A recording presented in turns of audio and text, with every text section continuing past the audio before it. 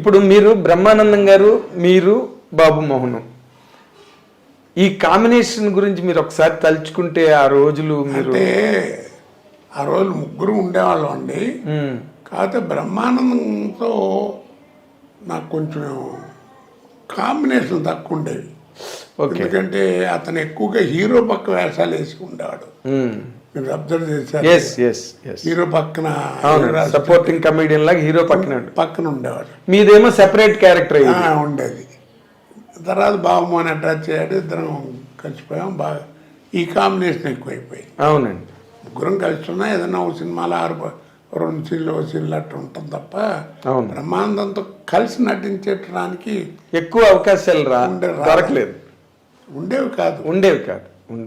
మిమ్మల్ని మీరు ఎంత రేట్ చేసుకుంటారండి? ఒక ఎస్వి రంగారావు, ఒక నాగభూషణం గారు, ఆ సిరీస్లో కనుక మిమ్మల్ని తీసుకుంటే, ఒక సత్యనారాయణ గారు, మిమ్మల్ని మీరు ఎంత రేట్ చేసుకుంటారు? దానికి సమాధానం ఒకటి చెప్పనండి. చెప్పండి. ఓ రోజు చాలా టైర్ అయిపోయానండి. ఆ రోజు బాగా ఒళ్ళంతా అలసిపోయినట్టు అయిపోయింది. మా అబ్బాయి వచ్చి పడుకునేవాడికి 11:30, 12 అయింది రాత్రి. ఈ రూమ్లోనే ఇక్కడ నేను ఇట్లా కూర్చున్నాను, వాడు అట్లా కూర్చున్నాడు. తొందర పడుకోండి, పొద్దున్న 5 లేవాలి, బెంగళూరు వెళ్ళాలన్నాడు. ఏంట్రా మరి ఇవాళ ఏంటో బద్ధకంగా ఉందిరా, 2 గంటల నా నిద్ర లేకున్నట్టు చేస్తాం, ఫ్లైట్ అంటే 2-3 గంటల ముందు లేవాలి, ఎలా రా అబ్బాయి అనుకుంటున్నా అని అన్నా. అసలు మీ గురించి మీరు ఏమనుకుంటున్నారు అన్నాడు. నాకేం తెలియదురా అన్న. అదే మీ సక్సెస్ అన్నాడు. ఓకే, మీ గురించి మీకేం తెలియకపోవడమే మీ సక్సెస్ అన్నాడు. అది మీ దానికి సమాధానం. అదే మీరు చాలా తెలివితేటలుగా చెప్పారు దీన్ని. అది మంచి సందర్భమే అన్డౌటెడ్గా. ఎందుకంటే నేను మిమ్మల్ని బాగా, మీ కాంబినేషన్స్ అన్ని నేను బాగా ఫాలో అయినవాడిని. మీరు, బ్రహ్మానందం గారు, బాబు మోహన్ గారు, అందరినీ, ఈవి సత్యనారాయణ గారు రావడం, మళ్ళీ ఆయన కెరీర్ కూడా జారడం లాస్ట్ డేస్లో, ఇవన్నీ చూశాను నేను. మీరు అన్నది కరెక్ట్. ఎందుకంటే మీదంతా కూడా గుడ్డెద్దు చేల్లో పడిందని అలా వెళ్ళిపోతున్నారు, అంతే వెళ్ళిపోయారు. మీ మీద మీకేమీ ప్రాపర్ ఇది లేదు. కానీ మీరు అవతల వాళ్ళని అనేటప్పుడు మాత్రం కత్తి వజ్రాయుధం వెళ్ళి పేక కోసేసి లాంటి స్టేట్మెంట్లు ఇచ్చేవారు. అవతల వాళ్ళు అది పట్టుకుని, చే బాబాయ్ కోట మమ్మల్ని ఎంత మాట అన్నాడు అసలు. ఏమండి, అడిగేవాళ్ళేమో ఎలా అడుగుతారు, కోటగారు జోక్ చెప్పండి, అమ్మ జోక్ చెప్పండి, అది మా సినిమా టైటిల్ ఏమనుకుంటున్నారు చెప్పండి అని అడిగి చెప్పించుకుంటారు, ఆనందిస్తారు. మరి ఏమన్నాను, ఇప్పుడు మాట్లాడకుండా కూర్చున్నాను అనుకోండి, ఏమైనా కోట అసలు ఏంటి అట్ట కూర్చుని ఏమైనా అర్థం ఉందా, ఉన్న చోట ఇట్టగా అంటారు. ఏదైనా గట్టిగా ఏదైనా ఉంటేనేమో. కాకపోతే ఏంటంటే మీరు అన్నట్టు స్ట్రైట్ ఫార్వర్డ్గా ఉంటుంది నా మాట. అవును, లౌక్యం లేదు. లౌక్యంగా అయితే చెప్పడం, చాటుకెళ్ళి మాట్లాడటానికి దరిద్రం ఉండదు నా దగ్గర. డైలాగ్ బాగా, ఇప్పుడు డైలాగ్ బాగా చెప్పలేదు, రాసాయంగా ఉందని చెప్పేసి. అవును, నేను అలాంటి చాలా సందర్భాలు నేను చూశాను లొకేషన్స్లో. మీరు అనడం, వాళ్ళు దాన్ని, అవన్నీ నేను చూశానండి.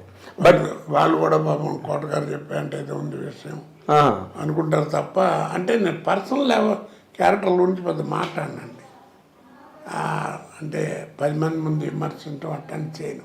అదే మామూలుగా జోకులుగా ఉంటాయి. అదే గులాబీ వచ్చినప్పుడు వర్మ కృష్ణవంశీ హాబీ 2 తీరేయని, గులాబీ సినిమా వచ్చినప్పుడు అవన్నీ బాగా పాపులర్ ఇండస్ట్రీలో. అది చెప్తున్నా నేను. అలాగే కడిగి చెప్పించుకుంటారు. గబ్బాలేమో కొంతమంది ఏమో నవ్వుకు. ఒక రోజున అక్కినేని నాగేశ్వరరావు అన్నపూర్ణ స్టూడియోలో మర్రి చెట్టు ఉంది కదా, దాని కింద కూర్చేసి కూర్చునేవారు సాయంకాలం పూట, అప్పుడు మధ్యాహ్నం పొద్దున పూట. రోజు అక్కడ ఉంటే కోటారావు అని పిలిచారు, వెళ్ళే. పాపం మహానుభావుడు, ఎంత ఇష్టం. ఇద్దరు కానీ సినిమా ఒకటి రిలీజ్ అయింది. అవును, కోదండరామిరెడ్డి గారి దాంట్లో నాగార్జున, నాగేశ్వరరావు ఇద్దరు ఉంటారు. తాగొచ్చి మాట్లాడితే నాగేశ్వరరావు తాగుడు, నీకేం తెలుసు తాగుడు గురించి అని క్లాస్ పెడతాడు. అలా ఇంట్లో తల్లిదండ్రులు ఒరిజినల్ మాట్లాడుకున్నట్టు ఉంటాయి. ఆ సినిమా గురించి ఏంటి అనే ఉద్దేశం అన్నాడు. దాంట్లో నేను వెళ్ళను, ఏముంది చెప్పు సరదాగా అందరూ అంటుంటారు 4 మంది అన్నాడు. ఏముంది సార్ సినిమా, ఇద్దరు ఎలా ఉందని అడిగితే నిద్ర అన్నారన్న. చాలేదయా నీ లెవెల్కి చాలేదన్నాడు. బాగానే ఉంది కానీ చాలేదన్నాడు. చేతిలో మామిడి మండ ఒకటి చిన్నది పట్టుకుని ఇలా అనుకుంటూ మాట్లాడుతున్నాం. ఇది లెవెల్కి చాలేదు అన్నాడు. ఏముంది సార్ కొంచెం బాధపడతారేమో అన్నా. పర్లేదు చెప్పు అన్నాడు.